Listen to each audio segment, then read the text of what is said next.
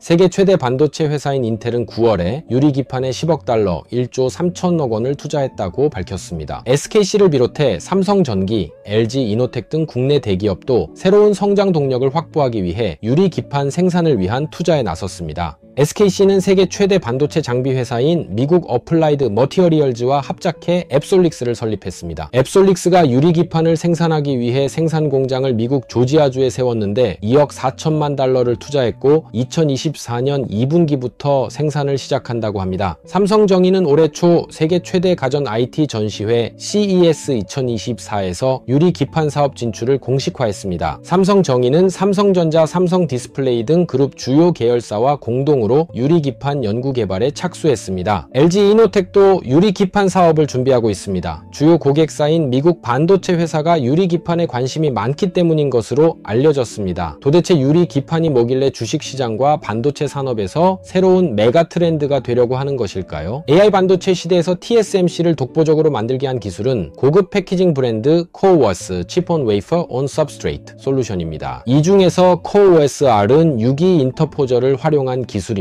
인터포저는 영어 사전에서 덧붙이다, 끼어들다 라는 뜻의 interpose라는 뜻의 단어인데요. 요즘은 연산 칩의 통로가 정말 많이 늘어나다 보니 기판이 이 통로 수를 감당하지 못하는 수준이 되면서 칩과 기판 사이에 살짝 덧대는 부품이 필요해졌고 그것이 바로 인터포저입니다. 현재 TSMC가 사용하고 있는 CoWoS-R은 유기 인터포저이지만 인터포저는 실리콘 인터포저와 유기 인터포저로 두 가지 종류가 있습니다. 현재 TSMC가 쓰고 있는 유기 인터포저는 실리콘 인터포저보다 가격이 10분의 1 정도 쌉니다. 이렇게 비용이 저렴한 TSMC의 유기 인터포저는 비용이 저렴한 만큼 기능에 한계가 있습니다. 그중 첫 번째가 업계에서는 워피지라는 용어로 쓰는 휘어지는 현상입니다. 이 워피지는 반도체 공정 중 발생하는 고온 때문에 발생합니다. 칩 기능이 복잡해질수록 공정수가 늘어나고 열도 많이 발생하게 되는데 이 문제는 반도체 생산과 AI 데이터 센터에 치명적입니다. 그런데 여기서 끝이 아닙니다. 이것보다 더 큰 문제는 대면 적화에서의 문제입니다.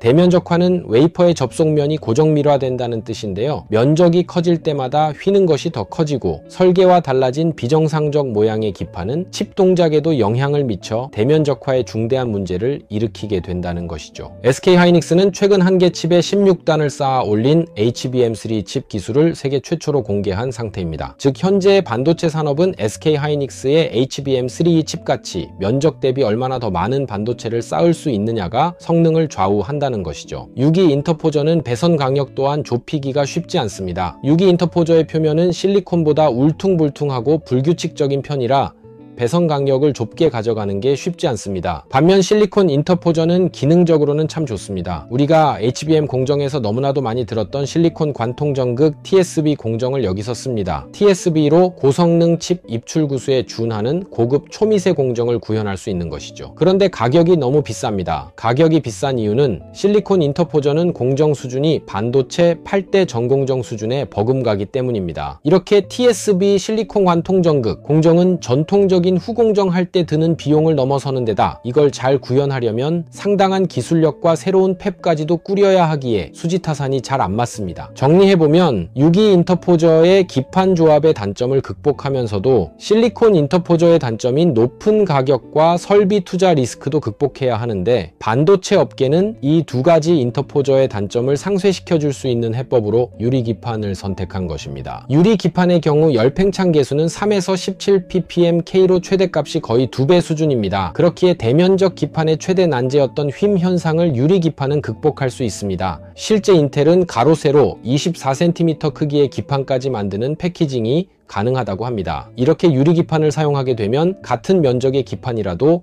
훨씬 많은 초미세 칩을 위에 쌓을 수 있습니다. 한 개 기판 위에 복수의 연산 장치와 16단의 HBM이 필요할 것으로 예상되는 AI 시대에서 유리기판은 선택이 아닌 필수가 되어가고 있는 것이죠. 너무 단단하면 오히려 공정 중에 기판 소재가 깨질 확률이 커지는데 이런 문제도 실리콘은 165GPA인 반면 유리는 50에서 90GPA로 적당한 유연성을 가지고 있기에 해결됩니다. 적당한 유연성을 가지고 있으면 다양한 층을 붙여도 좀 더 유연한 움직임이 있기 때문에 수월하게 결합할 수 있습니다. 열 전도율 측면에서도 실리콘에 비해 150배 가까이 낮습니다. 반도체 업계 최대 고민인 열 관리 이슈에서 상당한 고민이 해결되는 것이죠. 유리 기판은 완전히 새로운 형태의 기판이다 보니 새로운 장비와 소재가 필요합니다. 인텔의 경우 유리 가공 장비로 상당히 유명한 LPKF, 독일 쇼트 등과 협업하는 것으로 알려졌습니다. 국내에서는 현재 필옵틱스와 YC캠, SKC 등이 언급되고 있지만 램테크놀로지가 2023년에 개발 완료했고 사업보고서에 기록한 TGV 인터포저 제조 핵심 기술인 글래스홀 식각 기술은 현재 시장에서 그다지 주목받지 못하고 있는 상태입니다. 유리기판의 TGV 기술은 레이저 및 불산을 이용한 에칭 공정으로 제작하게 됩니다. 유리 인터포저의 TGV 공명 진동 가공으로는 크게 4가지 방법이 존재하는데 불산에 의한 웨트 에칭 가공과 레이저 가공, 방전 가공과 샌드 블라스트 가공입니다. 앞서 설명드렸지만 실리콘 인터포저의 경우 매우 높은 제조 비용을 요구하는 단점도 있지만 실리콘 인터포저는 고해상도 에칭의 한계점으로 Fine Rectangular Hole, 가는 직사각형 구멍 구현이 불가능하다는 것도 문제입니다. 블루칩 경제와 투자의 판단으론 램테크놀로지의 TGV 인터포저 제조 핵심 기술인 글래스홀 식각 기술이란 유리 인터포저의 TGV 공명 가공으로서 불산에 의한 웨트 에칭 가공 기술을 말하는 것으로 판단됩니다. 그리고 아직까지 이런 불산에 의한 웨트 에칭 가공의 TGV 기술을 가진 곳을 램테크놀로지 외엔 찾지 못했습니다. 그렇기에 램테크놀로지가 개발 완료한 TGV 인터포저 제조 핵심 기술인 글라스 홀 식각 기술은 유리기판 테마주에서 절대 홀대받을 기술이 아닙니다. 최근 유리기판 테마의 강세에 대해서 KB증권연구원은 유리기판이 최근 주목받는 이유는 AI가 빠르게 확산하고 있기 때문이라며 AI 데이터 처리량이 기하급수적으로 늘어나면서 2030년에는 유기 소재 기판이 감당하기 어려울 것이라고 설명했습니다. 그는 이르면 2026년부터는 인텔, 엔비디아, AMD 등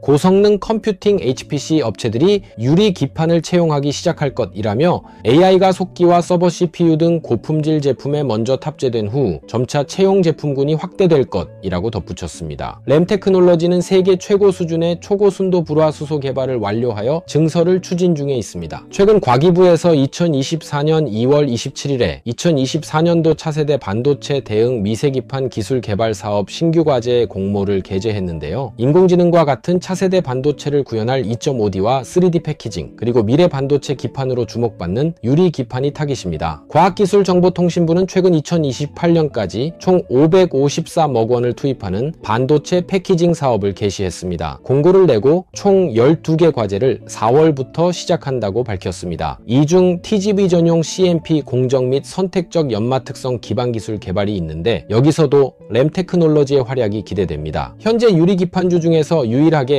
TGV 인터포저 제조 핵심 기술인 글라스홀의 식각 기술을 개발한 램테크놀로지는 아직 대중에게 알려지지 않은 가장 보석 같은 유리기판주이며 유리기판은 2024년 2분기 주식시장의 가장 뜨거운 이슈가 될 것으로 전망됩니다.